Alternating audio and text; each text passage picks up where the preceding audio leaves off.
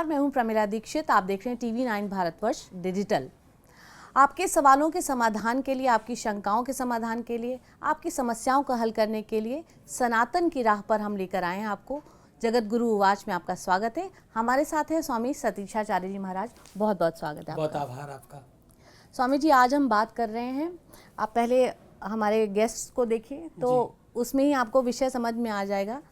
अधिकार और कर्तव्य की बात हो रही है। अधिकार लोगों को बहुत चौड़े में पता होते हैं कि ये हमारा राइट है और ये हमसे कोई नहीं छीन है, लेकिन जब बात कर्तव्यों की आती है तो ये कहाँ लिखा है कि ये हमारा कर्तव्य है, इस तरह की बातें होती हैं। तो क्या ये बहुत सूक्ष्म लाइन के साथ या कहीं बिल्कुल तय रेखा के साथ निर्धारित है कि ये आपके अधिकार होते हैं और ये आपका कर्तव्य है? क्योंकि कर्तव्य की व्याख्या जो है वो नियमों में या किसी लिखित उसमें नहीं होती है। वो कई बार ऐसे होते हैं कि ऐसा करना चाहिए जी। क्या कहेंगे आप? मुझे लगता है कि अधिकार और कर्तव्य ये दोनों ही एक ही सिक्के के दो पहलू हैं। जैसे ही आप अपने अधिकारों की बात करते हो तो कर्तव्य तत्कालिक जन्म ले लेता है। जब आप ये कहते हो कि मेरा इस संपत्ति पर अधिकार है, मैं दो भाई हूँ, 50% मेरा है, 50% मेरे भाई का है, तो 50% तुमको मिला कैसे? तुम्हारे माँ बाप से मिला, तो माँ बाप के प्रति तुम्हारे कुछ कर्तव्य भी है, तो वो तत्काल जन्म ले लेता है। अधिकार और कर्तव्यों में अधिकार सदैव पाने वाली वस्तु है। कुछ मिलता है, ये मिल गया हमें, ये मिल गया, ये मिल गया, ये मेरा पाठ है, ये मेरी प्राप्ति है। और कर्तव्य सदैव करने वाली चीज है। कर्म थोड़ा सख्त है। कर्म सदैव आपको मेहनत कश बनाता है। कर्म कर्मठता का प्रतीक है। मेहनत करने वाला, खूब जूझने वाला, खूब दिन रात एक करने वाला, ये कौन है? ये कर्तव्यनिष्ठ है। और एक वो है जो केवल और केवल दिवा स्वप्न पर है कि भूमि पर आकर गात आकाशा, लघ तापस बगबाग बिलासा। यानी हम आ करके आसमान के नीचे लेट गए, जो पानी गिरेगा मेरे मुंह में ही आएगा, मेरे भाग्य में होगा, मुझे मिलेगा ही। मेरे माँ बाप ने मेरे लिए किया ही क्या है? ये सारी की सारी चीजें अकर्मण्यता और कर्मठता के मध्य आकर खड़ी होती हैं। अगर आप कर्मठ हैं, अगर आप कर्मशील हैं, अगर आप बहुत मेहनतकश व्यक्ति हैं और अगर आपको सच में उन्नति पसंद है, तो आप कर्तव्य पहले सोचेंगे और अधिकार बाद में सोचेंगे। अगर आप अकर्मण्य हैं, मूर्ख हैं और खराब है, तो फिर आप पहले क्या सोचेंगे?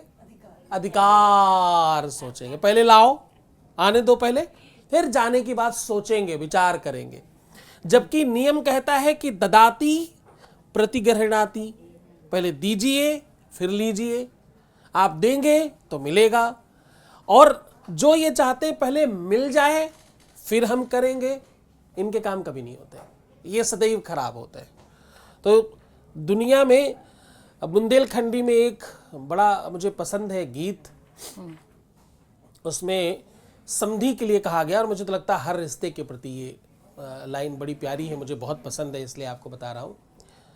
एक लड़की ने गाया और वो मुझे इतनी ज़्यादा पसंद है कि मैं उसको 4-5 बार अपने यहाँ बुलाकर उसके पूरे ग्रुप के साथ सुन चुका हूँ। बहुत बहुत प्यारा गाती, बहुत अच्छी प्यारी बच्ची है। वो कहती है, मोरे समधी बड़े हैं खराब है, सो काबे मुइया डाबो ना। अब मुझे बुंदेलखंडी आती नहीं थी, लेकिन उसकी ये चीज सुनी तो मुझे धीरे धीरे समझ आने लगा। खराब को बुंदेलखंडी में खराब है बोलते हैं, खराब है, खराब है। तो जो चीज खराब है वो है दृष्टि में है। मुझे इसलिए बुंदेलखंडी अच्छी लगने लग गई। तो कर्मठता और अकर्मण्यता ये दोनों उसी से दर्शाए जाते, उसी में पोषित और पल्लवित होते, जिसमें आप आगे बढ़ते हो, क्योंकि ये सब विचारों का मंतव्य है। सवाल पूछिए। नमस्कार गुरुजी। मेरा सवाल सबसे पहले आपसे ये रहेगा कि जैसे आजकल हम देखते हैं युवाओं में, जैसे हम बहुत सारे इन्फ्लुएंस हो रहे हैं सोशल मीडिया से भी, और हम बाहरों के देशों में भी देखते हैं कि बाहर के देशों में ऐसा चलन है कि 18 साल के बाद जो है बच्चे बाहर चले जाते हैं अपने घरों से और अपने माँ बाप के साथ नहीं रहते हैं। उस इन्फ्लुएंस से जैसे हमारे भारतवर्ष पे पड़ रहा है, बहुत सारे बच्चे हैं जो अब कहते हैं कि हम भी 18 साल के बाद हम इंडिपेंडेंट हो जाएंगे, हम खुद का काम करेंगे और खुद से रहेंगे, और अपने माँ बाप को छोड़ देते हैं। तो इस चीज़ में एज अ युवा, एज अ यूथ, मेरे को ये समझ नहीं आता है कि ये एक्चुअल में है क्या, हमारे कर्म, कर्तव्य, अधिकार। तो उसके बारे में अगर आप थोड़ा सा बता सके तो। बहुत अच्छा प्रश्न है। आपने प्रश्न एक किया है इसमें, लेकिन मैं उत्तर आपको दो दूंगा। एक प्रश्न आपका ये है कि पश्चिमी देशों में 18 के बाद ना कोई बच्चा अपने माँ बाप के साथ रहना चाहता है और ना ही माँ बाप रखना चाहते हैं। वहाँ दोनों तरफ ऐसी बात है, आग बराबर बराबर है। अच्छा, मैं किसी हद तक इस बात का समर्थन भी करता हूँ। हर जगह हर चीज़ खराब ही होगी ऐसा नहीं है। पश्चिम की ये बात मुझे ठीक लगती है। साथ नहीं रहने का मतलब है मटर गश्ती करना नहीं। आज सबसे ज़्यादा सफल कौन है? चाहे वो आप खराब से खराब कंट्री का चाइना कहें, गंदी से गंदी कंट्री अमेरिका कहें, दुनिया की सारी ये कंट्रियां जिनको आप बहुत अच्छा नहीं मानते, ये सब सफल कैसे हैं? इनकी सफलता का राज क्या है? इनकी सफलता का राज ये है कि यहाँ 18 साल का बच्चा अपने आप को कर्मशील समझ लेता है और वो कर्मयोगी बनकर बाहर निकलता कि नहीं, अब मुझे छांव की जरूरत नहीं है, अब मुझे उंगली पकड़कर चलने की आवश्यकता नहीं, अब तो मैं सबल हूं, अब मैं सक्षम हूं, अब मैं पाल सकता हूं, अब मैं कुछ दे सकता हूं अपने देश को, अपने कुल को, परंपरा को, पद्धति को, देश को, प्रदेश को, अपने क्षेत्र को। मैं इनके लिए कुछ कर सकता हूं। I will try my self. मैं आगे बढ़ूंगा, मैं देखूंगा। अब इधर क्या है, इधर वाले बच्चे क्या चाहते हैं? अब कहाँ गड़बड़ कहाँ है? इधर वाले बच्चे ये चाहते हैं कि भैया देखो 18 साल के बाद मैं बाहर निकल जाऊं, गर्लफ्रेंड के साथ मटरगश्ती करूं, 4, 6, 10 लड़कियों को घुमाऊं और पैसे माँ बाप से लेता रहूं। व्यवस्थाएं सब उन्हीं को करना है क्योंकि वो तो उनकी जिम्मेदारी है। यहां इस देश में एक व्यक्ति जो सफल हो जाता है परिवार में, उसका नाम क्या है मालूम? गधा। क्या नाम है? सफल व्यक्ति को क्या कहते हैं देश में? गधा। सब लाद दो इसी पे और बड़ी बड़ी कहानियां सुना के ला दो, रो के ला दो। माँ आई, उसने रोना शुरू कर दिया, मेरा ये वाला बेटा तो बहुत ही अच्छा है, बेचारा सब करता है, बेटा इनको 20,000 दे दो। तो पिता आया, उसने अलग किया, माँ आई, उसने अलग किया, भाई आया अलग। छोटे भाई को देना ही चाहिए, बड़े भाई को नहीं दोगे तो किसको दोगे? अरे सगा मामा है, इसको नहीं किया तो किसको किया? अरे अपने मौसा को तुम नहीं करोगे, तुम्हारा दिमाग खराब है, लोग क्या कहेंगे? अरे बड़े आदमी हो गए तो इतने धूर थे, इतने उठाई गिरे। अपने सगे चाचा, इनका सगा चाचा भीख मांगता घूम रहा और ये अपने आप को बड़ा आदमी कहते हैं। अरे चाचा भीख मांग रहा, उसके कर्म है भाई, बड़े आदमी का क्या दोष है इसमें? तो हमारे यहाँ इस देश की विडंबना ये है कि यहां 70 साल का बुजुर्ग जो पिता है, 50-55 साल का बेटा उस 70 साल के बुजुर्ग से अभी भी कुछ ले लेना चाहता है, अभी भी उसको चाहिए, अधिकार है, एकाकी जीवन चल रहा है, सिर्फ चाहिए, देना कुछ नहीं है। राधे राधे महाराज जी। मेरा प्रश्न ये है कि जैसे आज के दौर में जो मतलब जो ये चल रहा है कि से अधिकार और कर्तव्य, तो लोग जैसे हमारे मतलब जो पूर्वज करते हैं उन्हीं को हम अपना अधिकार मान लेते हैं। क्योंकि अगर हम यहाँ पे हैं, अगर धर्म को, इस धर्म, जिस धर्म से जुड़े हुए हैं उस धर्म को हमें उस वहाँ पे करना पड़ेगा, न कि हमारे किए हुए पूर्वजों के आधार पे उनको हम जागीर समझ लेते हैं। तो इनको कैसे देखा जाएगा आज के दौर में? अच्छा, आप ये कह रहे हैं कि जो हमारे अपने पूर्वजों ने अच्छे बुरे काम किए हैं, हाँ, उन्हीं का फल हमको मिलेगा, हम कुछ नहीं करेंगे जी, ऐसा नहीं, ऐसा नहीं कहना है। मतलब आज का जो युवा पीढ़ी है ये मानते हैं कि हमारे माँ बाप जो कर रहे हैं उनका फल हमको मिलेगा, तो हमें कुछ नहीं करना चाहिए। हाँ, हमारे लिए पिता ही फैक्ट्री जी, लगाए, हाँ। वही दुकान खोल कर दे, नहीं, अगर कुछ वही पुण्य नौकरी का लगवा काम भी कर अगर दे, पिता वही पढ़ा कर दे, और अगर ऐसा हो जाए कि पिता ही पास करवा दे तो कितना अच्छा हो जाए। बाइक भी वही दिलाए, कार भी वही दिलाए, वही सारी व्यवस्था कराए, अच्छी पत्नी ढूंढ कर वही दे, अच्छा पालन पोषण वही करवाए। भाई के पास घर है, उसने कमा कर बना लिया है, हमारे लिए कौन करेगा? कम से कम पापा हमारे लिए तो कर ही सकते हैं। आप ऐसा चाह रहे हैं, मुझे लगता है। अच्छा प्रश्न है। मुझे लगता है कि जीवन में ये जो एक्सेप्टेंस है, यही सबसे बड़ा खराब है, ये वाला एक्सेप्टेंस।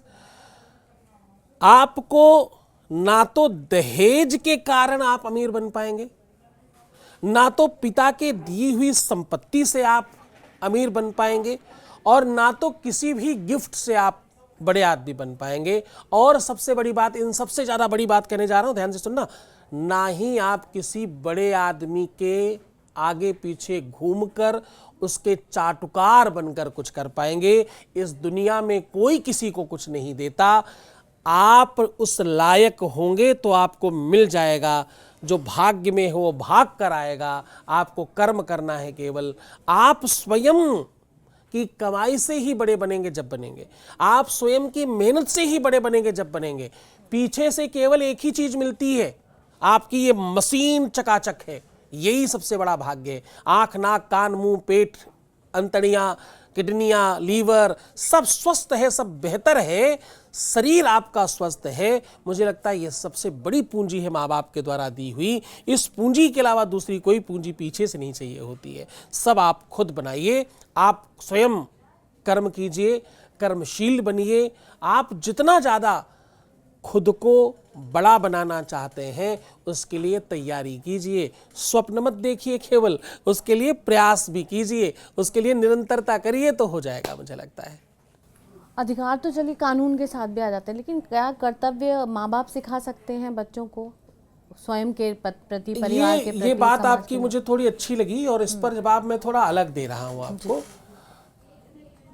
सदैव जो माँ बाप कर्तव्य सिखा रहे हैं वो सही नहीं है। 99.9% माँ बाप ज्यादातर वो कर्तव्य आपको सिखाते हैं जिसमें उनका फायदा है। कि तेरा ये कर्तव्य भाई, इतना तो करना ही चाहिए, वो स्वार्थ बस है।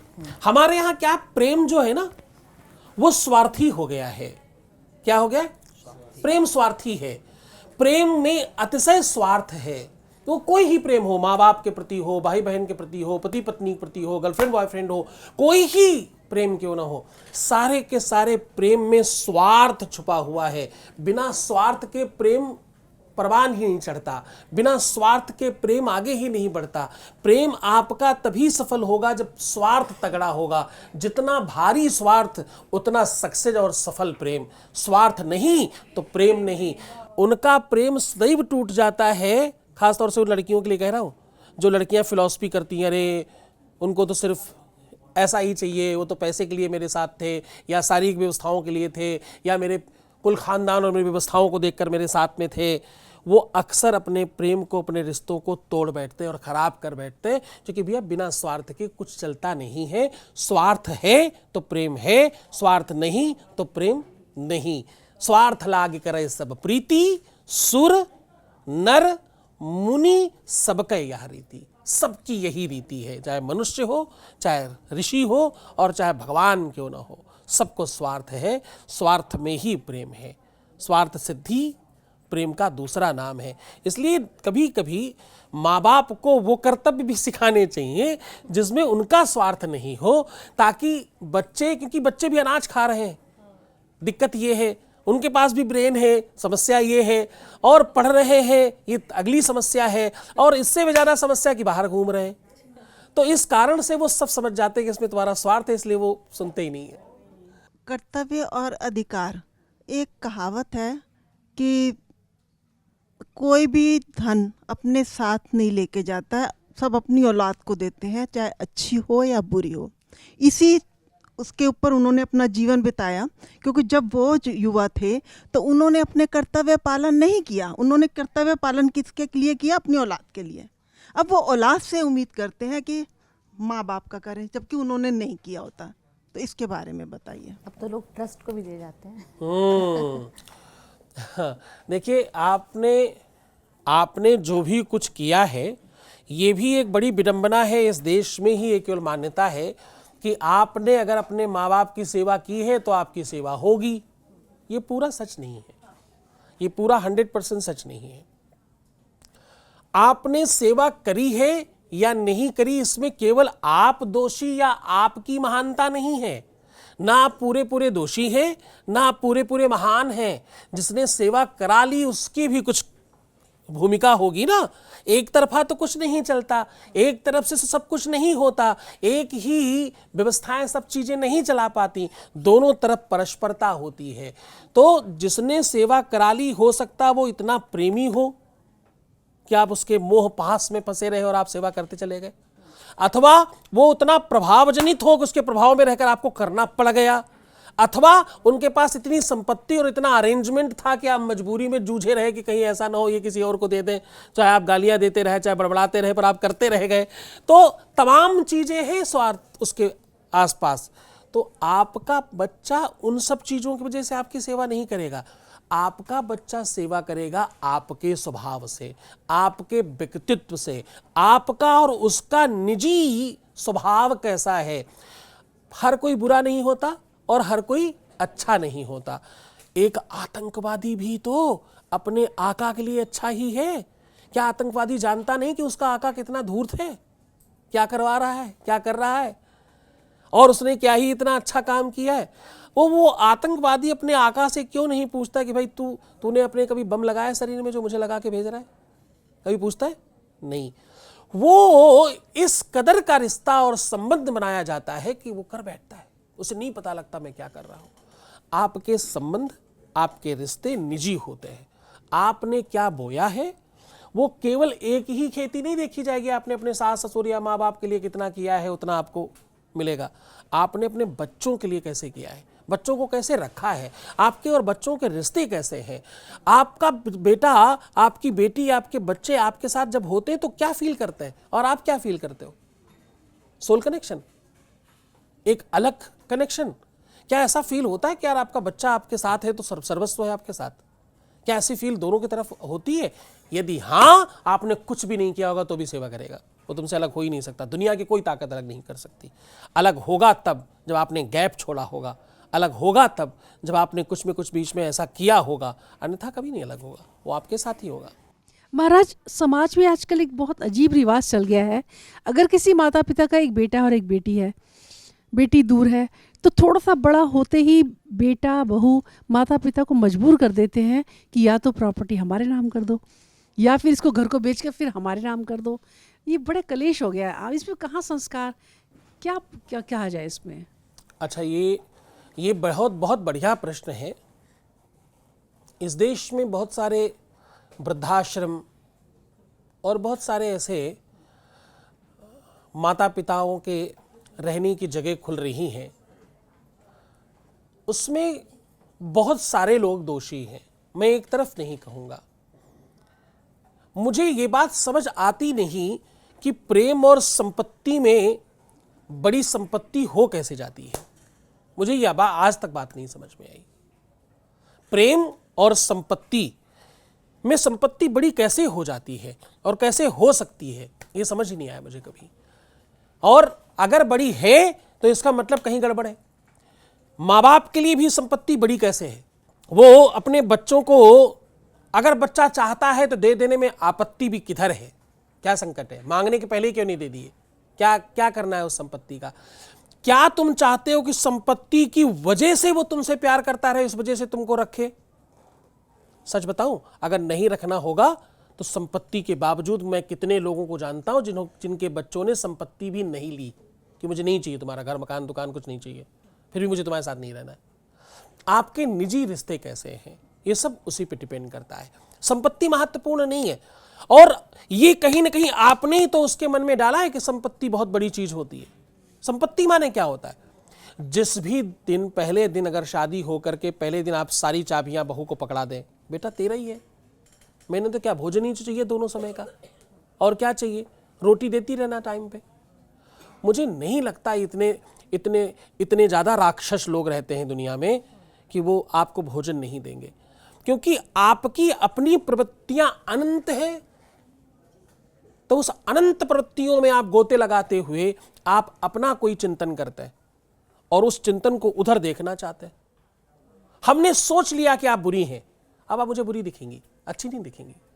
मैंने सोच लिया आप बहुत अच्छी हैं, आप बुरी भी हैं तो भी मेरे लिए अच्छी रहेंगी जीवन भर। राधे राधे गुरुजी, जैसे कि आप अधिकार और कर्तव्य की बात कर रहे हैं, ये संविधान में भी है। हमारे 11 कर्तव्य हैं और अधिकार भी है, और अधिकार को हम मौलिक फंडामेंटल से जोड़ करके अधिकार मानते हैं। मगर कर्तव्य जो है ना, हमारे समाज में कर्तव्य, जैसे माँ बाप हैं ये बोलते हैं कि ये तुम्हारा कर्तव्य, ये काम करो, सेवा करना, ये करना। पर यही समाज ने मुझे ये भी महसूस करा देता है कि कर्तव्य एक बोझपन है, बोझा है। तो क्या हम इस बोझापन से अपने कर्तव्य से विमुख होते जा रहे हैं? आज के युवाओं को इसके बारे में आपको बताना सर कि क्या कर्तव्य बोझापन के कारण विमुख हो रहे हैं हम लोग? नहीं, कर्तव्य बोझ नहीं है। कर्तव्य वो उस प्रकार की जिम है जिसमें जाकर के आप और स्वस्थ और सुंदर दिखने लगते हैं। आपकी सुगंध कब बढ़ती है? जब आपके आसपास उसके चाहक होते हैं। आपकी कीमत तब बढ़ती है जब आपके खरीदार बहुत होते हैं। तो कर्तव्यता आपको महान बनाती है। कर्तव्य बोझ नहीं है केवल, वो डेफिनेटली थोड़ा सा कुछ उठाना तो पड़ेगा ही, कुछ करना तो पड़ेगा आपको, लेकिन ये वो स्वैग है जिसमें आप सर्वश्रेष्ठ हो जाते हो अपनी खुद की नज़रों में भी। आपके आसपास तमाम लोग तो आपको सर्वश्रेष्ठ महसूस कराते ही कराते हैं, आप स्वयं भी बहुत अपने आप को बेहतर फील कर पाते हैं। इस दिमाग के पास में, इस शरीर के पास में असीमित क्षमता और सामर्थ्य है। आप पहले दिन जिम जाइए तो 2-4-5 किलो उठता है, फिर हो सकता है 20 किलो, 25 किलो, 50 किलो, 100 किलो भी उठने लगता है। तो सामर्थ्य तो अंदर ही थी, बस आपने प्रैक्टिस कर करके अपने शरीर को याद दिलाया कि ऐसा हो सकता है, ये संभव हुए, ऐसा किया जा सकता है। वो अभ्यास आपको महान बना गया। ऐसे ही जीवन का ये अभ्यास है केवल कि आप अपनों के लिए कुछ करें।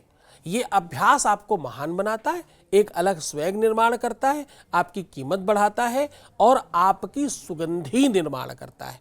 आप इतने बड़े हो जाते कि आपके आगे सब छोटा दिखता है, सब सामान्य हो जाता है। हमने इसको बहुत ही पारिवारिक दायरे में अभी तक बात की, लेकिन वही कर्तव्य हमारे समाज के लिए भी हैं। गुरुजी, जब हम बात करते हैं तो हम सीधे सरकार से सवाल कर लेते हैं कि साफ़ बिजली, साफ़ पानी और साफ़ शिक्षा और स्वास्थ्य का, ये सब हमारे राइट्स हैं, लेकिन सड़क पे चलते हैं, अपनी गाड़ी तो हम साफ़ रखते हैं, बाहर यूं उछाल के कूड़ा फेंक देते हैं।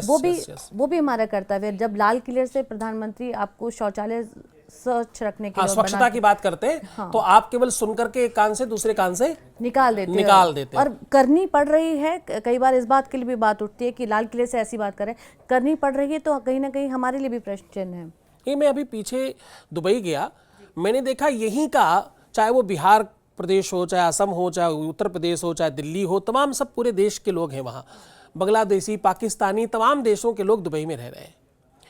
अब इतने सब तरीके के लोग एक तो एक ही जगह एक साथ रह रहे हैं और एक दूसरे के साथ काम कर रहे हैं, खूब आनंद से, कोई दिक्कत नहीं है।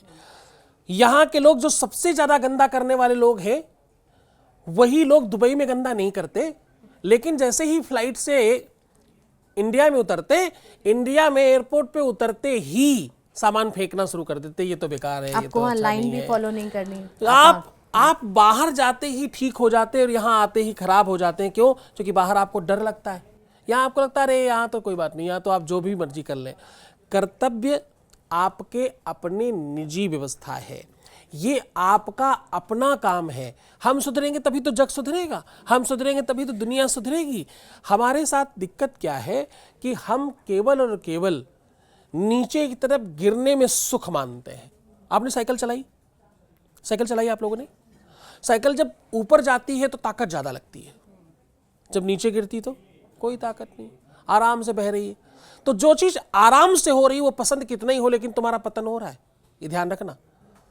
उन्नति तो भैया परिश्रम मांगती है, उन्नति तो थोड़ा श्रम मांगती है और वो थोड़ा ताकत लगा करके होगा।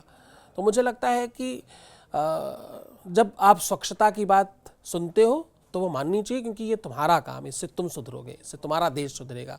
क्योंकि देश कहाँ है? तुम्हारे साथ। भीड़ में आपका व्यवहार कैसा है? आप सार्वजनिक जगहों पर आप नियम लाइन फॉलो करते हो या नहीं करते हो, या साफ सफाई की जहाँ तक बात है पब्लिक में आप कई बार, अब तो ये नया फैशन चला है, लोग मोबाइल रीलें देखते रहते हैं, उसकी वॉल्यूम अप होती है। हाँ हाँ हाँ। ये भी एक तरह का, फिर इसको भी नियम के दायरे में, कर्तव्य के दायरे में रखना चाहिए कि आप अपने मोबाइल का वॉल्यूम कितना रख रहे हो। हाँ, कि आपको सुनना हो सकता है आपके बगल वाले को ठीक नहीं लगे, तो आप सब तरफ जब आप दूसरों का ध्यान रखते हैं। देखिए प्रकृति क्या सिखाती है, पुष्प किसके लिए आता है? खुद के लिए? वो तो आसपास के माहौल को खुशनुमा बनाने के लिए, कभी भौरे के लिए, कभी पक्षियों के लिए, कभी मधुमक्खियों के लिए। तो जो भी प्रकृति देती है वो किसी और के लिए देती है। हम सब लोग भी ऐसे कर सकते हैं। हम सब भी दूसरों के लिए अगर जीवन जीना शुरू करें, हम कुछ तो बदले में दें। प्रकृति ने इतना कुछ दिया, फ्री का पानी, फ्री की धूप, फ्री का ऑक्सीजन, फ्री की हवा, सब कुछ हमें मुफ्त में मिल रहा है। हम क्या दे रहे हैं बदले में? हम क्या दे रहे हैं? और नहीं दे रहे हैं तो इसका बदले में हमें क्या होगा? स्वास्थ्य खराब होगा, kidney, liver, sugar, blood pressure. फिर आप कहोगे पता नहीं क्यों बीमारियां आजकल बढ़ रही हैं। आपके अपने कारण से ही बढ़ रही हैं। आपका अपना ही निजी कारण है कि ऐसा हो रहा है। आजकल जब छोटे छोटे बच्चे भी, आप कह रहे थे ना कि वो छोटे छोटे बच्चे जो हैं वो 19 क्या नंबर बताया था, उस पर कॉल करने की, 911 पे फोन करने की बात 911 पे बात करने की धमकी देते हैं आजकल। ये सब पता क्या है? ये मैगी और नूडल्स है जो खिलाया है वो बाहर आ रहा है। 5 मिनट पे पकता है ना। जो जितना आसानी से मिलने वाली चीजें वो सब तकलीफ दे हैं, जो मुश्किल से मिलने वाली वो सब सुख दे हैं। तुमने अपने आराम के चक्कर में उन्हें क्या खिलाया है? अपने आराम के चक्कर में उन्हें कैसे पाला है? अपने आराम के चक्कर में तुमको डिस्टर्ब ना करें इसलिए तुमने मोबाइल दे दिया, तुम्हें डिस्टर्ब ना करें इसलिए तुमने टीवी खोल दी, तुम्हें डिस्टर्ब ना करें, तुम्हारे चीज़ों को इन्वॉल्व ना करें इसलिए तुमने उन्हें कोई व्यवस्था दे दी। तो वो उस व्यवस्था के साथ पल रहे हैं, ध्यान रखना। वो आधा उस व्यवस्था में होंगे। एक रिसर्च हुआ, डब्लिस करके एक वैज्ञानिक हुए, उन्होंने रिसर्च किया, पश्चिम के, बड़ा नाम है पश्चिम का। एक मुर्गी के बच्चे को शुरू वाले दिन, पहले दिन से गुब्बारे के साथ रख दिया, बलून के साथ रख दिया, उसी से दूध देते, उसी को से चारा देते, सब उसी से व्यवस्था करते उस बच्चे की। वो आश्चर्य ये था कि वो बच्चा उस गुब्बारे को, उस बैलून को अपनी मां समझता रहा। और कब तक समझता रहा? बड़ा होने के बाद भी, टिल डेथ समझता रहा यही मेरी मां है। क्यों? क्योंकि उसने वही देखा। तुम जो देखोगे, तुम जो सुनोगे, तुम जो समझोगे, तुम जिस माहौल में रहोगे और जो खाओगे, जो पियोगे, जैसा खाए अन्न वैसा हो मन, जैसा पिए पानी वैसी हो वाणी। अब पिज्जा, मोमोज, बर्गर हमने फटाफट खिला दिया है, 5 मिनट में आ जाता है। 5 मिनट में आ तो जाता है, पर 100% जहर है। आपने जो खिलाया है उसका सीधा प्रभाव पड़ेगा भाई। तुम्हारे द्वारा पकाया हुआ, तुम्हारे द्वारा बनाया हुआ भोजन, उसमें प्रेम आच्छादित था, जिसे तुमने रोक लिया। अब तुमने अपनी व्यवस्था के कारण उसको अव्यवस्था में डाला है। उस अव्यवस्था का ये प्रभाव है। 911 या 1911 क्या है, 911। तो ये क्या है? ये अव्यवस्था का स्वरूप है जो तुमने ही बनाया है। बहुत धन्यवाद गुरुजी, बहुत व्यवहारिक तरीके से आपने तमाम शंकाओं का समाधान किया। और जैसे कि आप बोलें कि ये मेरा अधिकार है, ये बोलने में खुद एक स्वैग भी आता है, एक आत्मविश्वास भी आता है, लेकिन वो कब दंभ में तब्दील हो जाना है, वहाँ आपको अंकुश रखना है। और जब आप कहते हैं ये मेरा कर्तव्य था, फिल्मों में आप सुनते होंगे ना, ये तो मेरा फ़र्ज़ था, वो कहते हैं, साथ ही कितनी विनम्रता का भाव आता है, ये आपको समझना होगा। तो ये दोनों का सामंजस्य अगर जीवन में होगा, तभी जाकर आपको अधिकार भी मिलेंगे, जब आप अपने कर्तव्य पूरे कर पाएंगे। इस कार्यक्रम में फ़िलहाल इतना ही, फिर मिलेंगे किसी और शंका के समाधान के साथ। नमस्कार, धन्यवाद।